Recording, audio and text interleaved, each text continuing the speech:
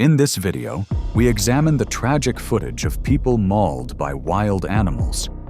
From a wildlife photographer who believed a wooden canoe provided enough separation, to a fisherman who forgot the most crucial rule in crocodile waters. This series of attacks starts on a slow-moving river in Zambia, where Dean Collin raised his camera one last time, unaware that something massive was rising silently beneath his canoe. It was June 14, 2015, in a remote stretch of the Luangwa River, eastern Zambia. The afternoon sun sat low over the water, casting long shadows across the muddy banks. The river moved slowly, wide and brown, with patches of reeds along the edges. Dean Collin was 34 years old, a freelance nature photographer from Oregon, traveling through southern Africa for 3 weeks. He had limited experience with African wildlife, but had hired a local guide to take him upriver in a dugout canoe. The guide, a man in his 50s who had worked the river for decades, paddled from the stern while Dean sat in the bow with his camera equipment. They had been on the water for about 2 hours, moving slowly along the western bank. Dean wanted to photograph hippos in their natural habitat. He had seen them from a distance earlier in the trip and wanted closer shots. The guide had warned him repeatedly to keep noise to a minimum and stay at least 50 feet from any animals. Dean had photographed wildlife in North America, elk, bears, bison, but had never worked around hippos. He understood they were dangerous but seemed to believe the canoe provided adequate separation. A faded sign at the put-in point showed a pictogram of a hippo with a red X through a canoe. The hippopotamus is one of the most dangerous animals in Africa, responsible for an estimated 500 human deaths per year across the continent. Adult males weigh between 3,000 and 4,000 pounds and can move quickly through water, propelling themselves along the bottom with powerful leg thrusts. They are highly territorial, easily startled, and will attack without warning if they feel cornered or surprised. A hippo's bite force exceeds 1,800 pounds per square inch, and their canine teeth can grow up to 16 inches long. As they paddled, they passed sections of river where the water rippled and bulged, indicating submerged animals. The guide steered wide around these areas. About 20 minutes before the attack, they heard a deep grunt from ahead, followed by a loud exhalation, a hippo surfacing to breathe. The guide slowed the canoe and pointed to a cluster of dark shapes about 80 feet ahead, partially submerged near a stand of reeds. Dean raised his camera.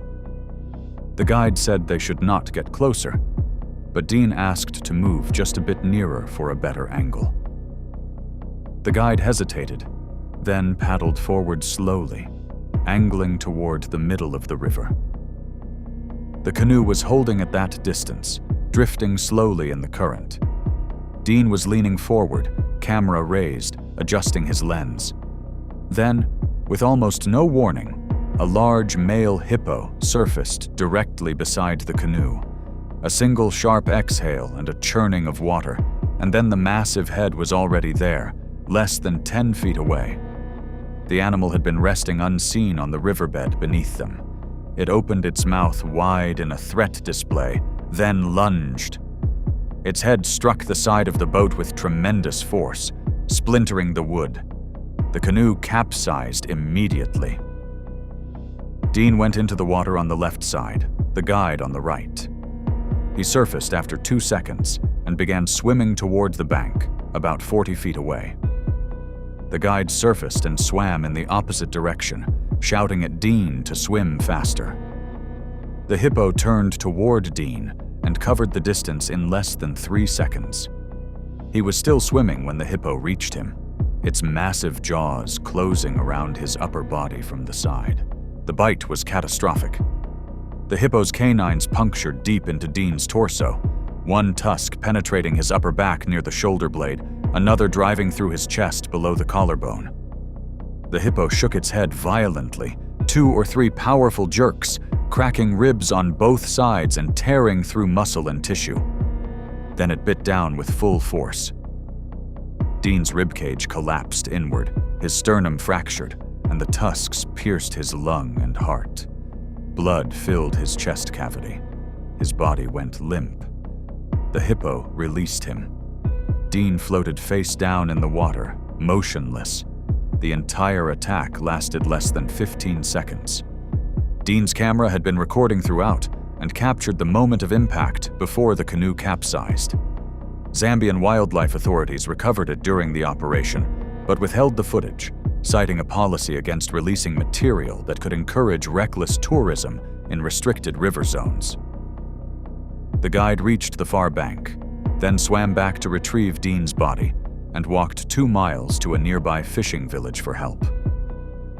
Dean's remains were returned to the United States 2 weeks later. Cause of death confirmed as massive crushing trauma and puncture wounds to the heart and lungs. The Luangwa River returned to its slow, quiet rhythm after the hippo's crushing jaws had ended Dean's life in seconds. But far across the ocean, a fisherman was about to discover that some predators don't just kill. They tear you apart, piece by piece.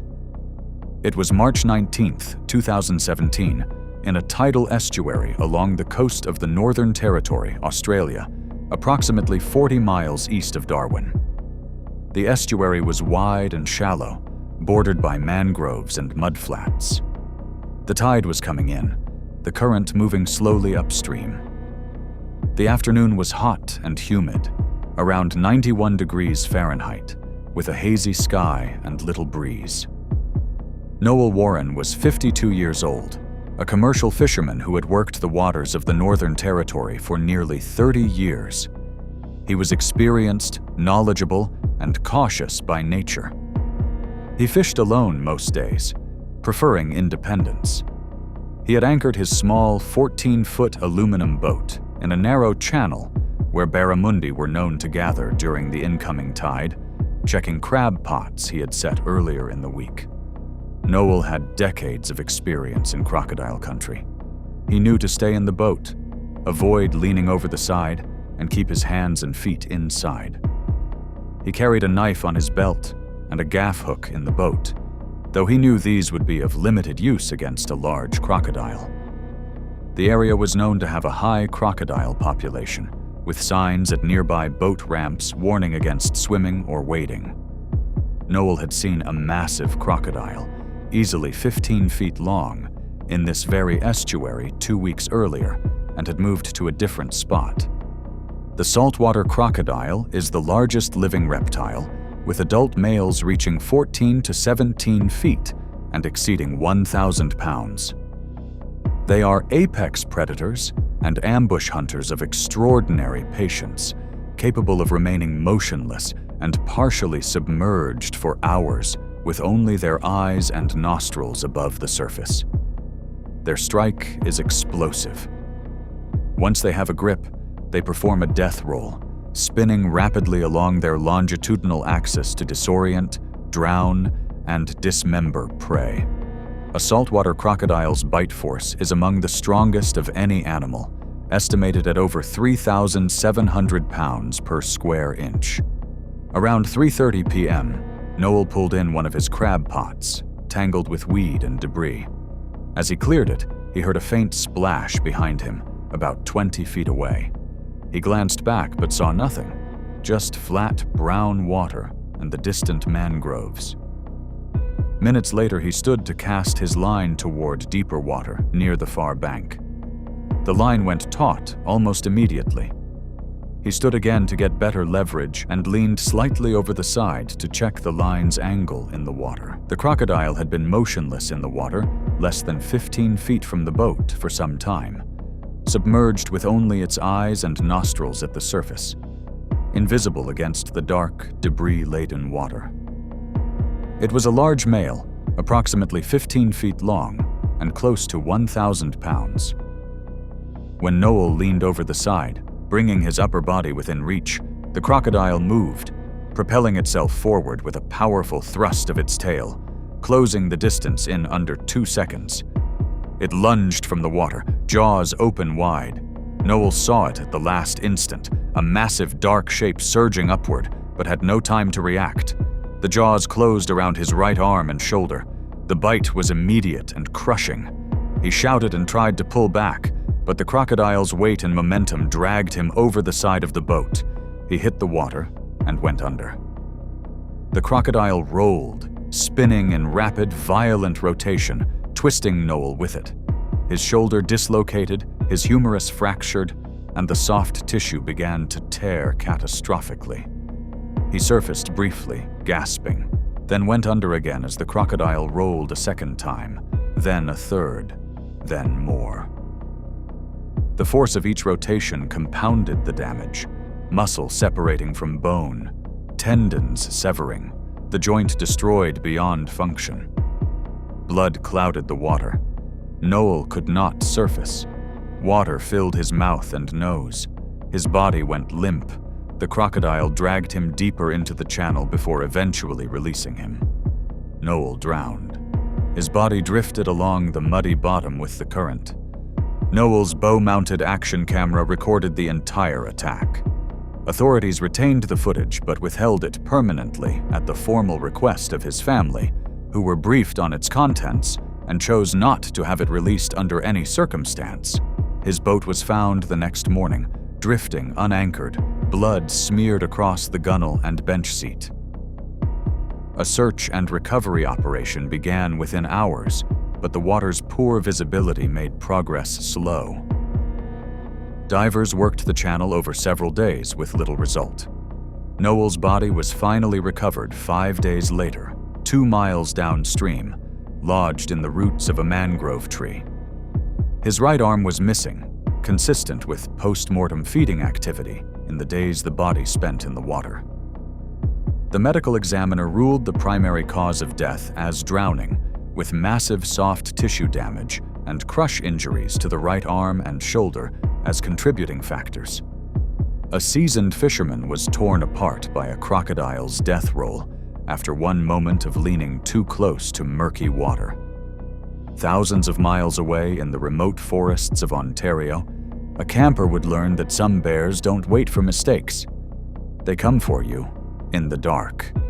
It was October 11th, 2013, in a remote section of a provincial park in northwestern Ontario, roughly 90 miles from the nearest town. The campsite sat in a clearing surrounded by dense boreal forest, black spruce, jack pine, and thick underbrush. Mark Whitfield was 38 years old, a software engineer from Toronto who enjoyed backcountry camping. He was moderately experienced but not an expert outdoorsman. He preferred solitude and often camped alone. He had driven up for a long weekend, planning 3 nights at a backcountry site accessible only by a 2-mile hike from the nearest access road. He was the only person camped in this section of the park. The season was winding down, and few people ventured out this late in the year. Mark understood basic bear precautions: store food in a bear canister, keep a clean campsite, avoid cooking near the tent. He carried bear spray and kept it in his tent at night. At the park office, a ranger warned that bear activity was higher than usual due to a poor berry crop, and advised against camping alone. Mark proceeded anyway. On his hike in, he passed a tree with fresh claw marks about chest high. That evening, he heard rustling in the brush about 50 feet away, but the sound did not repeat. He cooked a simple meal, cleaned his dishes at a stream, and stored all food and scented items in a bear canister placed about 100 feet from his tent, downwind. By 8 p.m., he was in his tent, reading by headlamp.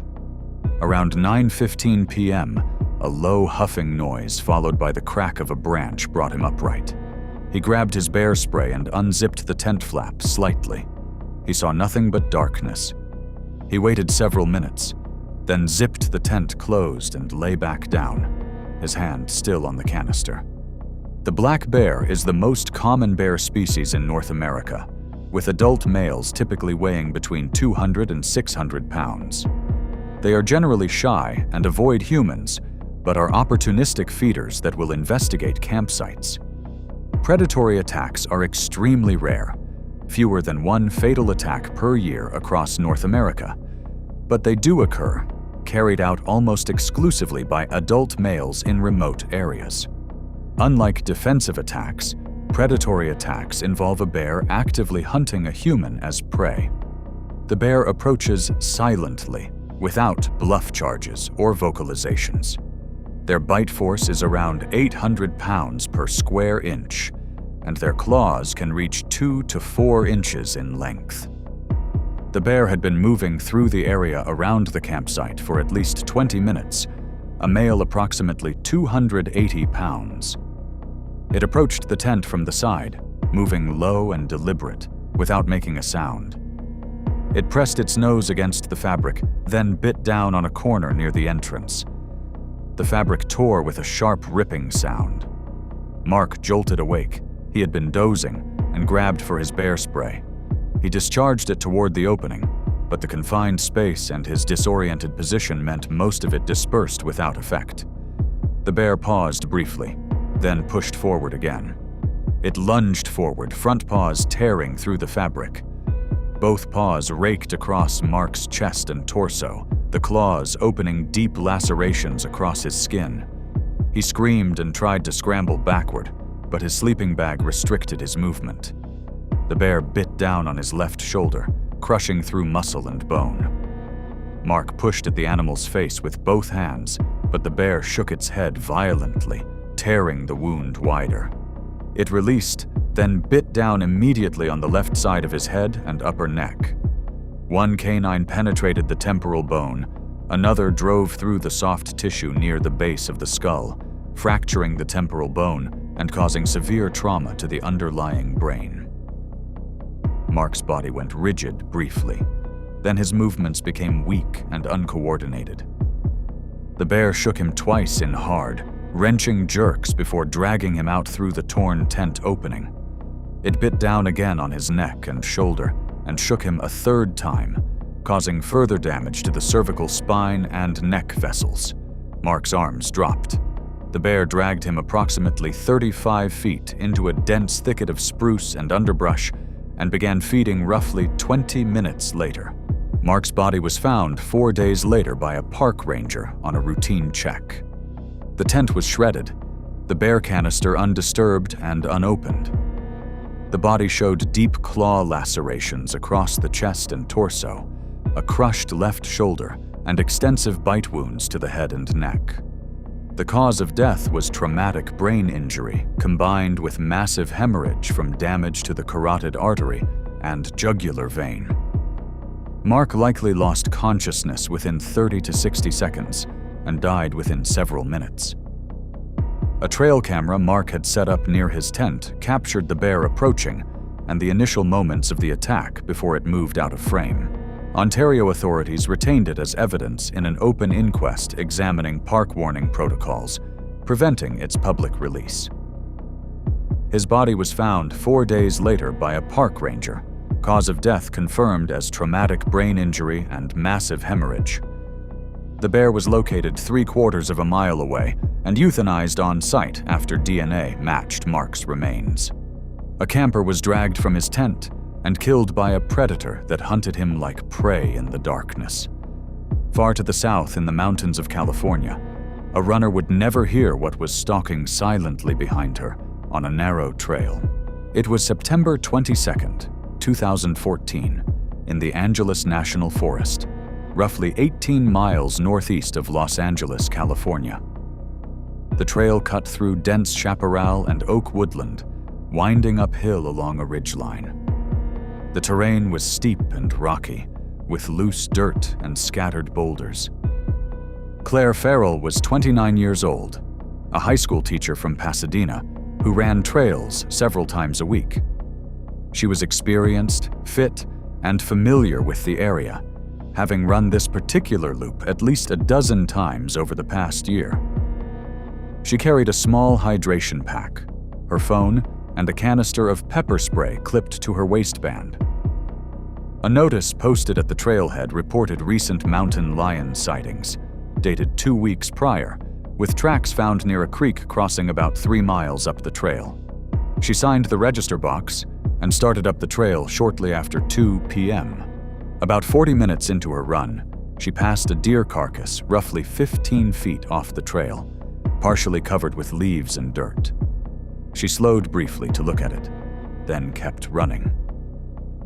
The carcass was less than 2 days old and had been dragged into the brush and cached, behavior typical of mountain lions, which return to feed on kills over several days.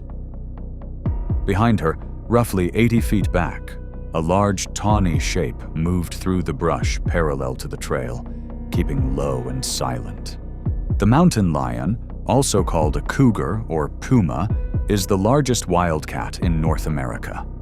Adult males weigh between 115 and 220 pounds, females between 64 and 140 pounds. They are ambush predators capable of sprinting up to 50 miles per hour in short bursts. Attacks on humans are rare, approximately 27 fatal attacks recorded in North America since 1890, but occur most often when a lion is injured, starving, or in the vicinity of a cached kill.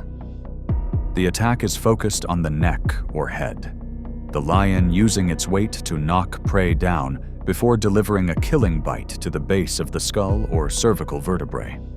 Claire was approximately 4.2 miles into her run, moving uphill on a narrow section of trail bordered by dense brush on both sides, about 3 feet wide, with a steep drop-off to the left and a wall of manzanita to the right. The mountain lion had been following her for nearly 10 minutes, staying 60 to 80 feet behind and slightly uphill. When Claire reached a sharp switchback and turned her back to climb the next section, the lion accelerated. It closed the distance in seconds, moving low and fast, its paws silent on the dirt. The lion covered the final 30 feet in under 3 seconds. Claire did not hear it. She was mid-stride when the animal leapt from about 8 feet behind her, its front paws striking her upper back with enough force to knock her forward. She hit the ground hard. Before she could push herself up, the lion's claws raked down her back, tearing through her shirt and into the skin beneath. She twisted onto her side, and the lion bit down on her right forearm, puncturing through to the bone. Claire pulled her arm back and struck at the animal's face with her other hand. The lion released the arm and lunged for her neck. Its jaws closed around the back of her neck, canines penetrating deep into the muscle and soft tissue at the base of her skull. Claire's free hand clawed at the animal's muzzle, but the lion drove its teeth deeper and applied more pressure, its full weight pinning her down. The lion's grip compressed her airway and the vessels along the side of her neck simultaneously. Claire's movements slowed, then weakened. Her hand dropped to the dirt. Within 2 to 3 minutes, she lost consciousness. The lion held the bite throughout, maintaining pressure until she stopped moving entirely. Claire lay face down on the trail, motionless. Blood seeped from the puncture wounds on her neck, the lacerations across her back, and the bite wound on her forearm. The lion dragged her approximately 20 feet into the manzanita, covered her loosely with debris, and remained nearby before beginning to feed. Her body was found the following afternoon by 2 hikers who noticed vultures circling and followed drag marks leading off the trail.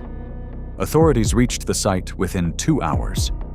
The body had been partially cached, covered with leaves, dirt, and small branches. The cause of death was asphyxiation due to compression of the airway and cervical vasculature, with significant soft tissue and muscle damage to the neck, back, and right forearm. Wildlife officers located the lion the next day within a half-mile of the attack site. It was a young adult female, approximately 3 years old, and weighing 128 pounds, noticeably underweight for her age. She had an old, improperly healed fibula fracture in her left hind leg that caused a visible limp and would have significantly impaired her ability to hunt deer. DNA from her claws and mouth matched Claire's. she was euthanized on site. A mountain biker roughly a quarter-mile behind Claire had a helmet camera running and captured the final moments of the attack before retreating to call 911. He surrendered the footage to wildlife investigators, who sealed it permanently, citing its graphic nature. Her body was found the following afternoon, partially cached off the trail. Cause of death was asphyxiation, with the lion euthanized on site after DNA confirmed the match. A runner was killed instantly when a mountain lion attacked her on a trail she had run dozens of times before. In the swamps of Florida, a fisherman sitting just feet from dark water had no idea something had been watching him for the past 10 minutes. It was May 8th, 2016, in a narrow canal off the St. Johns River, northeast Florida, about 12 miles south of Jacksonville. The canal was roughly 40 feet wide, bordered by thick stands of cypress and palmetto, the water dark brown and completely opaque with tannins. Terry Galt was 41 years old, a construction foreman from a small town about 30 miles inland. He fished several times a month, usually alone, and preferred quiet spots away from boat traffic. He had been fishing this canal for about 2 years and knew it well.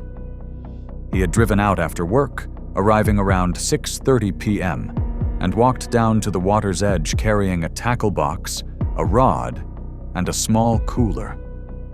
He planned to fish for bass and catfish using live bait and considered it a reliable spot. Terry had fished in Florida for most of his life and knew alligators were common in freshwater areas. He had seen them before, basking on banks or floating motionless, but had never had a close encounter and believed that staying on the bank was safe. He did not carry any deterrents. He had seen a large gator in this canal a few weeks earlier, floating about 50 feet away, but it had not approached him. This evening, as he set up his gear, he noticed ripples moving slowly across the water about 30 feet out. He assumed it was a fish or turtle. The ripples disappeared after a few seconds. Terry cast his line and settled onto a low folding chair. The bank sloped gently down to the water, with mud and grass at the edge. He was sitting about 3 feet from the waterline. Around 7:15 p.m., he reeled in to check his bait. As he leaned forward to rebait the hook, he heard a faint splash to his left, maybe 20 feet away. He glanced over but saw nothing. He cast again and began reeling in the slack. The American alligator is found throughout the southeastern United States, with the highest populations in Florida and Louisiana. Adult males typically reach 10 to 15 feet and weigh between 400 and 800 pounds. They are ambush hunters, remaining partially submerged with only their eyes and nostrils above the surface until prey comes within range, then lunging with explosive speed. Their bite force exceeds 2,900 pounds per square inch. Once they have a grip, alligators perform a death roll, spinning rapidly to disorient, drown, and dismember prey. In Florida, an average of 7 unprovoked bites on humans occur per year, with 1 to 2 fatalities, most years. Terry was sitting on his folding chair approximately 3 feet from the water's edge, his line trailing into the canal about 25 feet from the bank. The light was dim now, the sun nearly set. The alligator had been partially submerged about 12 feet from the bank for at least 10 minutes, watching. It was a large male, approximately 11 feet long, and weighing around 550 pounds. When Terry leaned forward slightly to adjust his rod, the alligator moved, closing the distance in under 2 seconds. It lunged from the water with its jaws open wide. Terry saw it at the last moment but had no time to react. The jaws closed around his right leg just below the knee. The bite was immediate and crushing. He shouted and grabbed the arms of his chair, but the alligator's weight and momentum dragged him forward. He fell onto his side, his hands clawing at the mud and grass as the alligator pulled him toward the water in short, powerful jerks. Within 3 seconds, he was at the water's edge.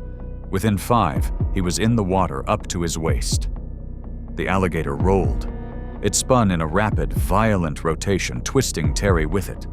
His tibia and fibula fractured just below the knee, and the soft tissue began to tear. He went under, surfaced briefly, gasping, then went under again as the alligator rolled a second time. 3 more rotations followed in quick succession, each one pulling him deeper and tearing the leg further.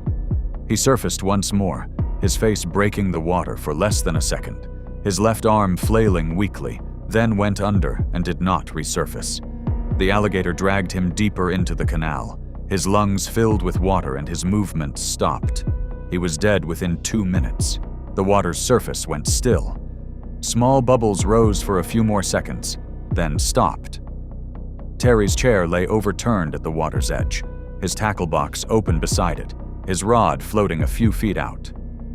Terry's phone, propped against his cooler to film a sunset time lapse, recorded the full attack from 6 feet away. Authorities classified the footage under a public records exemption for active death investigations, and it was never released.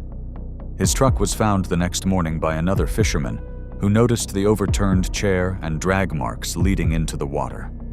The body was recovered 3 days later, approximately 200 feet downstream, his right leg missing below the knee, consistent with post-mortem feeding activity. The medical examiner ruled the primary cause of death as drowning, with severe traumatic injury and blood loss as contributing factors. An 11-foot alligator was captured nearby, confirmed via DNA, and euthanized. Thanks for watching. If you liked these stories, click here.